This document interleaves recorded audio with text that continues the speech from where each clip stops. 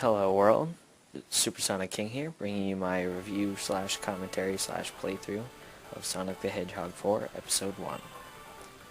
I'm sure this game's going to be done to death with reviews and commentaries and whatever, but I don't care. So I downloaded this pretty much the day it came out on Xbox Live, and actually I think it was the day after that. And well, before I give my take on it, yeah, I'm going to start off this playthrough just, regular. As you can see right here, I'm going through Splash Hill,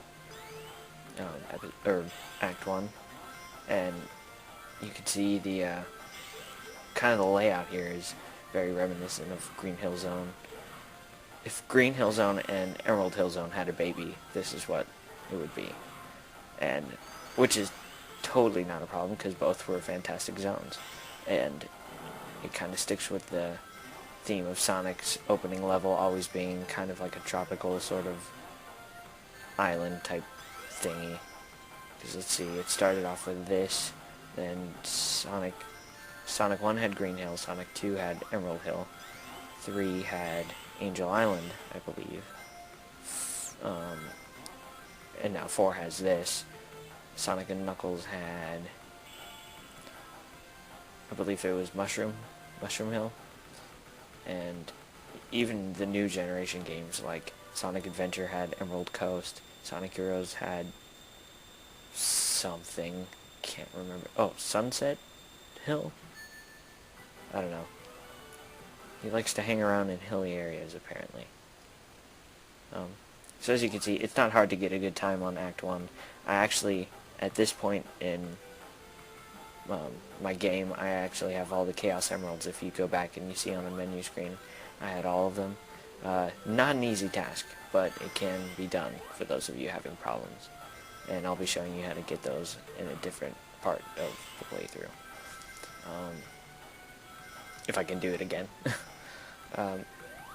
So yeah, that was Neutron. I don't know if you remember him from the first game, that little badnik back there, but now he actually, like, I guess the green ones didn't, I don't know. With all the badniks, I get hit a lot. I don't know why, but this playthrough I kind of sucked at, which I know probably a lot of people say this, but don't worry, I'm not always this bad. It's just the pressure. So here's a new gimmick that was introduced in this level, was the vine thing. Actually, I take that back.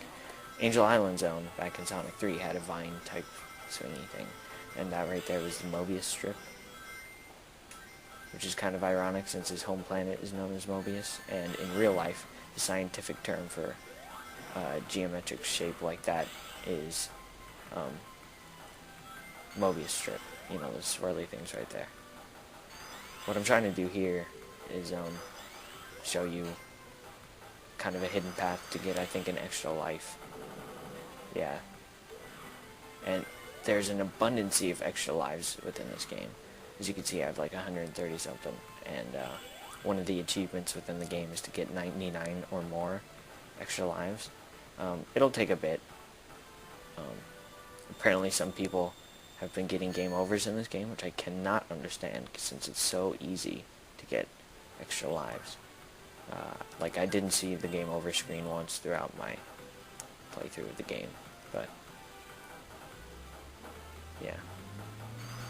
So it's pretty simple, and especially if you go back to the Casino Street zone, like, those levels give you so many rings.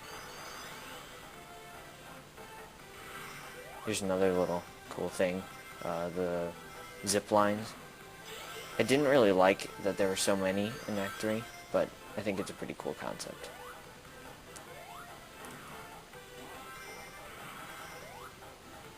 So as you can see, the levels here, they start out in the daytime, and for Splash Hill in particular, they end later in the day, I guess.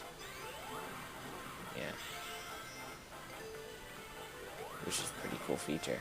The graphics in this, obviously, are made for, I'm playing the 360 version, so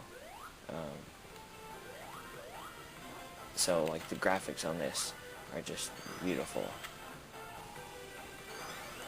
very crisp, and yet they have that old school feel. You don't really feel like it's too modern or anything. And back there, you'll see I had went through like a little hidden door or a little hidden thing in the side of the I guess hill. It's not really a hill, the platform. And I remember when I did this in this game, it brought back memories, and you always feel cool, like in the old games. I mean, obviously everyone knows where they are now, and like Emerald Hill and all that. But like when you jump on a spring to go up to the top of a platform, and you accidentally go in the side of it, and it turns out there's a little passageway to an extra life or something.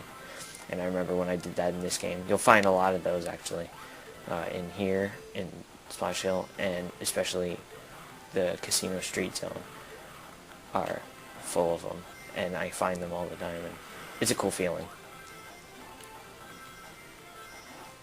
You feel like a successful Sonic gamer.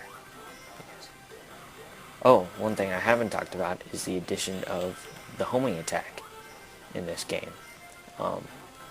It was actually very cleverly done. Some people were worried that it would kind of ruin the gameplay, and at first you sort of feel like you're cheating a bit, but it works so well with the game. Like, you don't feel like it's taking anything away from it. And of course it's optional. A few parts do require it. I mean, if you want to take a branching pathway, but you don't necessarily need to use the homing attack. But it definitely makes for a fun, I don't know, it's pretty cool.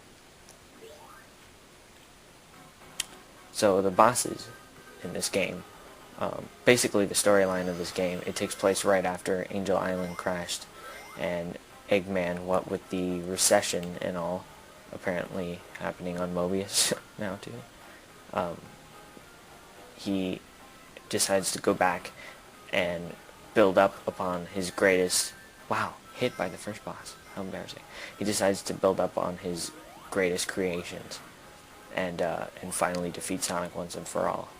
So that's why there's all these kind of old bosses and stuff that we played in previous games. This is obviously the very first boss, with the Wrecking Ball, but the trick is, after so many hits, he goes to rage mode or something like that, and so like for example right there, he does a 360-degree flip of the Wrecking Ball to hit Sonic, and it's pretty cool. Some of the bosses do this more effectively than others, but it's a nice little throwback.